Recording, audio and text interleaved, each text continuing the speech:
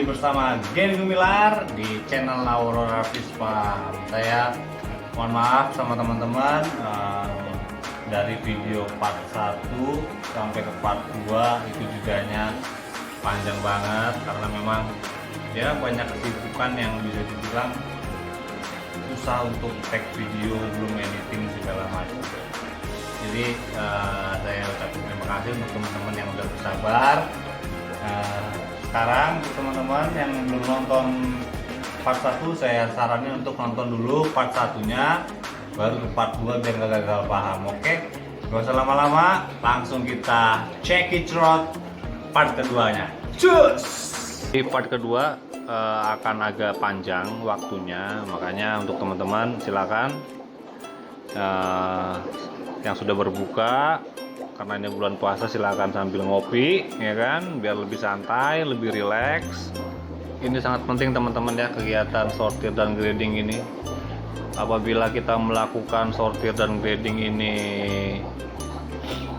dengan benar, maka kualitas hasil produksi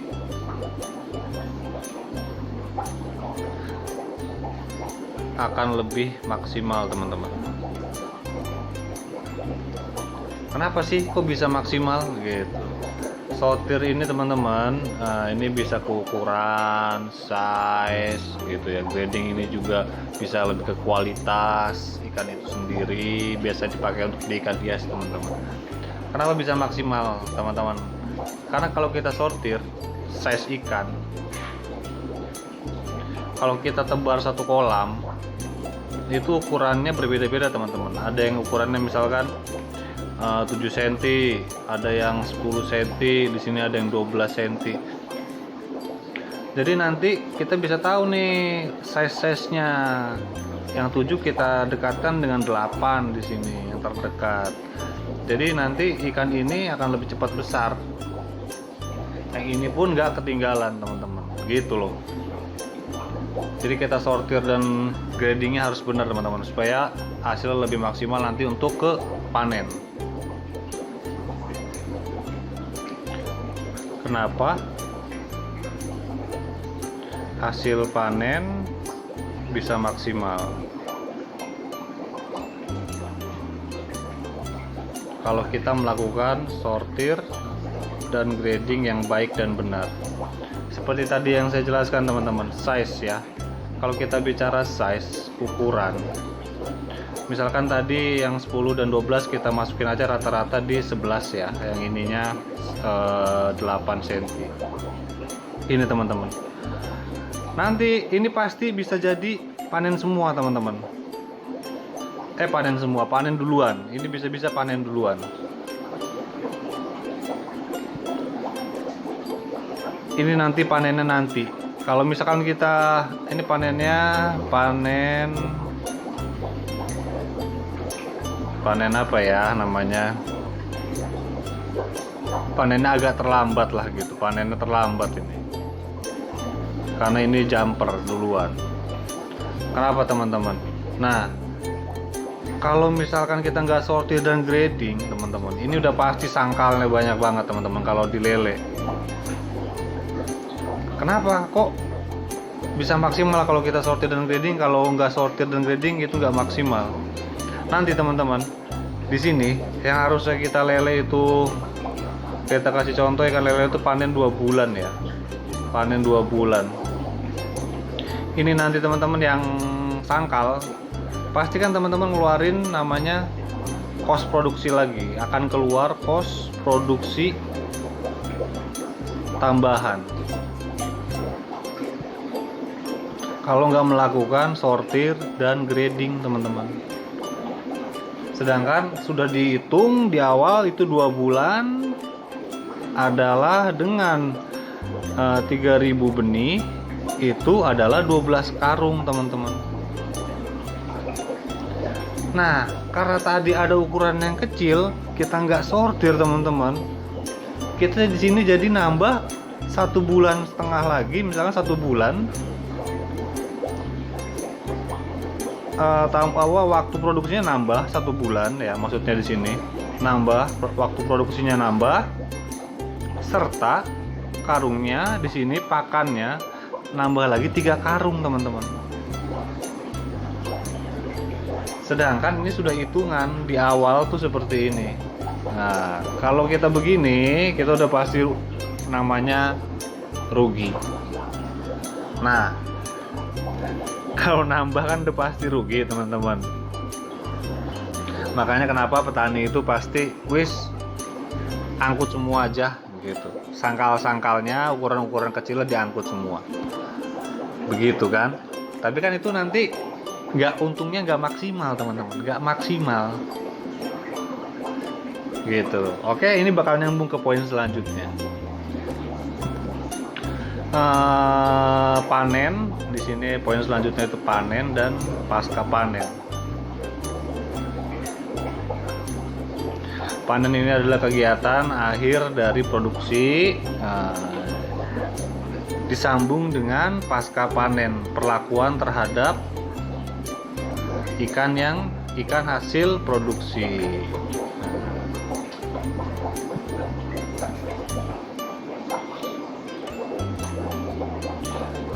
Panen ini teman-teman, kita harus tahu di sini poinnya waktu panen. Waktu panen itu misal lele 2 bulan, oke. Nila 4 bulan, lele gurame 8 bulan.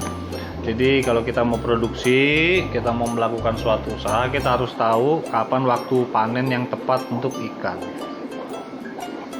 yang akan kita produksi. Maka biaya produksinya nggak akan terjadi seperti saya bilang tadi di poin awal, nggak ada biaya tambahan produksi itu nggak ada teman-teman. Karena pada dasarnya perikanan itu sekarang ilmunya ilmu pasti teman-teman, semua bisa dihitung. Misalkan tebar 3000 itu ngabisin 12 karung itu bisa dihitung teman-teman. Misalkan ini ya, sebenarnya ini misal saja, sebenarnya bisa dihitung kita tebar berapa, pakan yang kita keluarkan berapa, posnya berapa, sampai panen berapa, itu semua bisa dihitung. Itu nanti akan terus berkelanjutan di poin-poin selanjutnya teman-teman. Makanya teman-teman jangan sampai ketinggalan.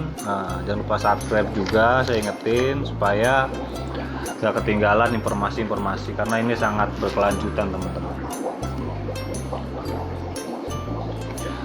Panen itu dibagi 2 teman-teman. Yang pertama itu panen keseluruhan. Yang saya bilang tadi di awal, di poin yang awal sekali, panen keseluruhan ini berarti panen semua, besar dan kecil diangkat semua, dipanen semua. Apa sih keuntungannya? Keuntungannya itu memang tidak ada biaya tambahan di sini. Tidak ada biaya tambahan teman-teman. Waktu produksi tidak bertambah.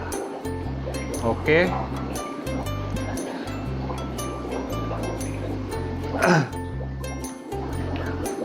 Sangat bagus sih teman-teman. Panen keseluruhan ini sebenarnya kalau misalkan kita melakukan sortir dan gradingnya sangat bagus, sangat baik, tepat waktu. Kalau misalkan teman-teman kekurangan dari panen dari keseluruhan ini, hasil panen tidak maksimal karena tidak melakukan sortir dan grading yang baik. Nah, tadi size-nya teman-teman. Misalkan saya kasih contoh di sini teman-teman ya. Dari 3000 ekor itu hidup ikan di sini survival rate ya. Survival rate SR itu tingkat kelangsungan hidup namanya. Tingkat kelangsungan hidup teman-teman. Survival rate-nya dari 3000 itu yang hidup 2300 ekor. Bobotnya dari 2300 ekor ini adalah 2 kuintal. Nah teman-teman, harga 1 kilonya 18.000 misal ya. Ini panen keseluruhan, kita nggak sortir, kita nggak grading teman-teman. Oke. Kalau misalkan kita sortir, ini teman-teman hitung sendiri. Oke. Kalau misalkan kita sortir, di sini misalkan SR-nya sama 2.300 ekor. Tapi teman-teman, jumlah bobot yang dipanen katakan di sini 2,4 kuintal. Lah kok 2,4 kuintal tapi 2.300 ekor? Bingung kan teman-teman? Tadi saya bilang akan lebih maksimal kalau kita melakukan sortir dan grading dengan baik dan tepat waktu. Hasilnya akan lebih maksimal, kita juga lebih untung, tidak bertambah pakan, tidak bertambah waktu produksi. Oke. Nah, poin selanjutnya masih di poin panen. Nah, ini tadi kita panen keseluruhan, ini panen parsial.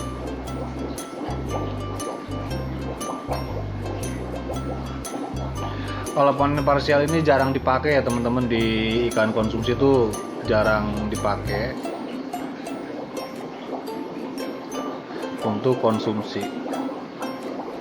Karena ya tadi saya bilang, kalau kita panennya parsial, besar duluan atau kecil duluan, itu nanti pastinya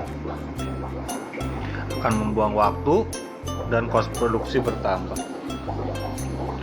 Ini biasanya dipakai di ikan hias, banyaknya dipakai di ikan hias teman-teman. Karena kenapa? Karena ikan hias itu kan yang dijual kualitas teman-teman ya, kualitas ikan. Karena ikan hias itu kan back to basic, ikan hias, warnanya, bentuknya teman-teman, warna dan bentuk itu kan menentukan harga si ikan, menentukan harga di sini. Jadi pasti kalau misalkan saya kasih contoh gitu ya, teman-teman kan punya misalkan yang beternak cupang gitu ya. Dari satu lumpukan ini ada 1.000 ekor. Di sini yang bagus ada misalkan katakan 800, yang jeleknya 200. Nah, itu namanya kan grading teman-teman. Kualitas yang bagusnya 800, yang ininya 200, yang jeleknya.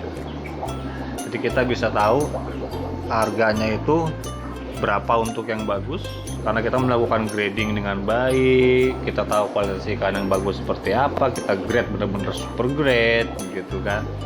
Yang jelek ya nggak mungkin kita jual mahal kan, karena ikan hias itu kan yang dijual ya tadi saya bilang warna dan bentuk. Oke. Nah, poin selanjutnya teman-teman itu pasca panen. Pasca panen.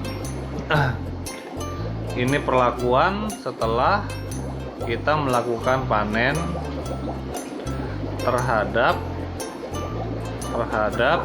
hasil produksi. Misal teman-teman panen ikan lele gitu kan, itu ikannya bau tanah nih, Mang, kemarin saya ngangkat dari kamu, coba dia diberok dulu. Nah, di sini ada berok teman-teman, berok atau puasa. Nah, biasanya dipuasakan dulu. Jadi setelah dipanen kita melakukan kegiatan pasca panen, di sini ikan kita berok dan puasakan di sini. Tujuannya apa? Supaya ikan nggak bau tanah. Ikan nggak bau tanah. Nah, ini satu bentuk pelayanan yang kita harus lakukan juga teman-teman. Oke. Salah satu yang lain juga, di sini ada pengolahan ya, pengolahan hasil produksi. Pengolahan hasil produksi perikanan kan banyak teman-teman tahu gitu kan. Nah, apa yang namanya di sini sarden ya kan, ikan asin. Nah, itu kan semua yang disebut namanya pengolahan hasil produksi. Jadi ikan itu yang kita panen, kita jadikan sarden, kita jadikan ikan asin, kita jadikan abon. Nah, itu suatu bentuk dari kegiatan pasca panen. Selanjutnya itu analisis usaha.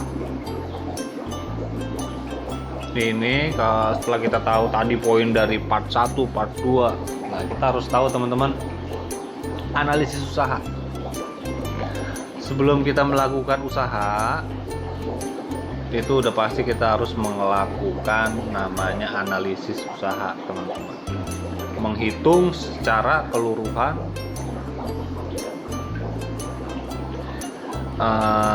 biaya yang kita butuhkan.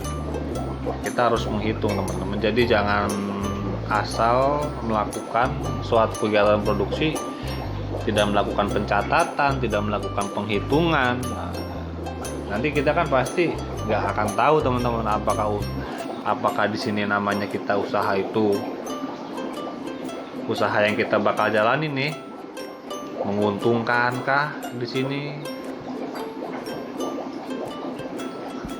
Kalau kita hitung, wah menguntungkan, baik kita lakukan gitu. Bisa kita lakukan di sini. Kalau enggak ya buat apa, teman-teman? Kita lakuin gitu. Setelah kita hitung, kok nggak nguntungin, yang apa yang kita lakukan kan gitu. Kalau misalkan kita melakukan analisis usaha, kita bisa menentukan harga jual, teman-teman.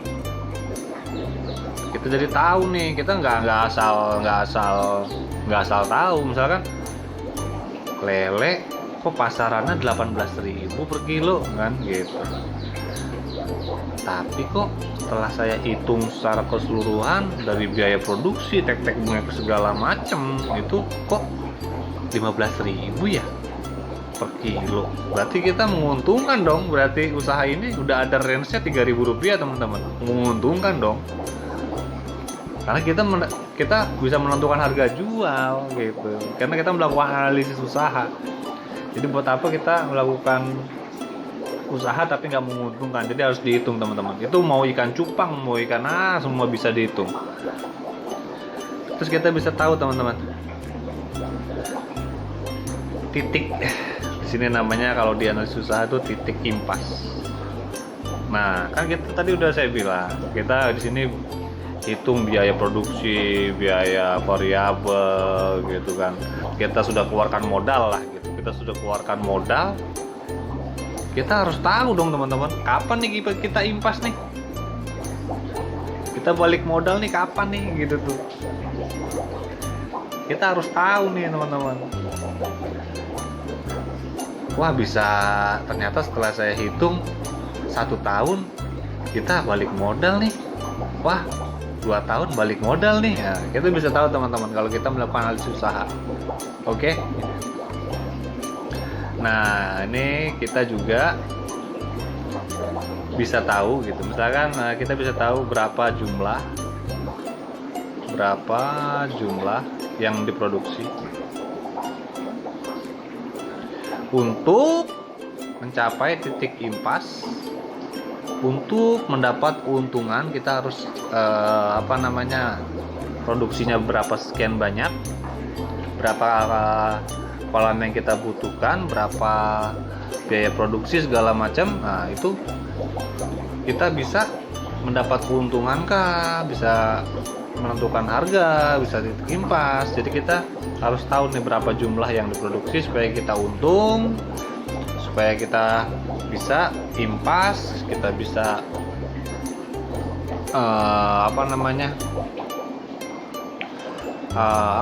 sebutannya ya impas lah gitu. Maksudnya kita tidak rugi gitu, usaha ini tidak rugi gitu, menguntungkan. Semua orang pasti ingin usaha itu untung, teman-teman. Nah, sebenarnya ini akan lebih rumit, teman-teman. Maka sebenarnya poin analisis usaha ini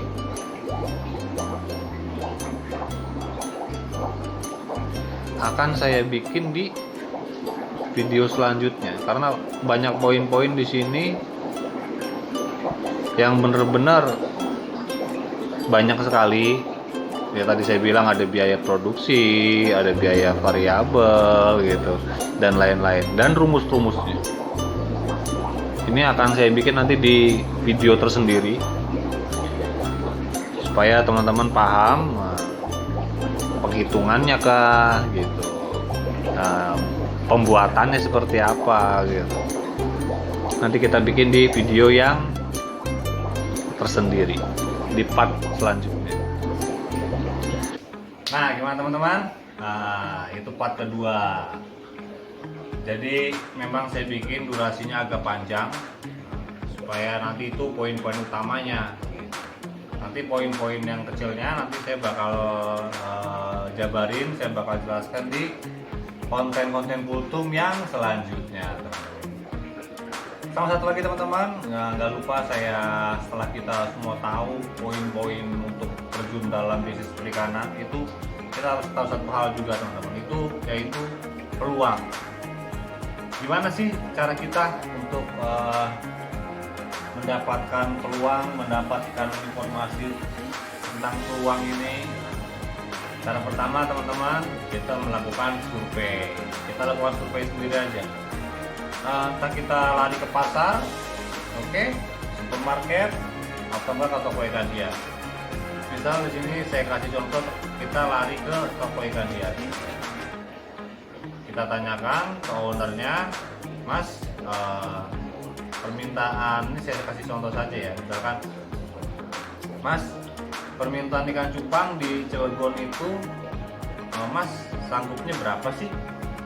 Pasti mereka jawab, misalkan katakan seminggu itu tuh biasanya habis sekitar 3.000 ekor. Tanya lagi, 3.000 ekor itu ikan dari mana, Mas? Dari luar Cilegon. Misalkan si toko menjawab dari luar kota Cilegon 3.000 ekor, teman-teman, berarti kita masih punya peluang. Terus kita tanyakan semua ke toko-toko, jadi kita nanti dapat infonya, punya datanya, berarti kita memiliki peluang di situ, teman-teman.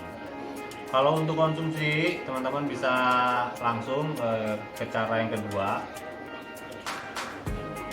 itu kita lari ke dinas perikanan. Oke, setelah lari ke pemerintahan, kita tanya, pasti nanti kita dikasih data tabel. Misalkan di tahun 2019 itu permintaan ikan nila itu 8 ton, nanti 2020 9 ton, nanti 2021 dari tanda tanya, teman-teman. Nah, tapi kan di sini kita bisa membaca sebuah tabel kan. Berarti di sini ada peningkatan, teman-teman, ada peningkatan permintaan.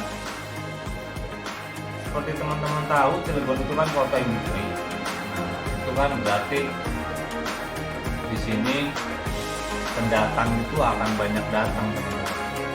Di kota manapun, pasti dimanapun tingkat permintaannya akan semakin naik. Maka dari itu kita memiliki peluang, teman-teman. Nah, setelah kita tahu peluang ini, kita sudah analisis, kita sudah tahu poin-poinnya, kita tinggal menjalankan. Oke, cukup sekian video kali ini. Untuk teman-teman yang belum subscribe, saya saran untuk subscribe supaya nggak ketinggalan video-video terbaru dari Aurora Fispa. Oke, akhir kata, assalamualaikum warahmatullahi wabarakatuh. Cus, mandau.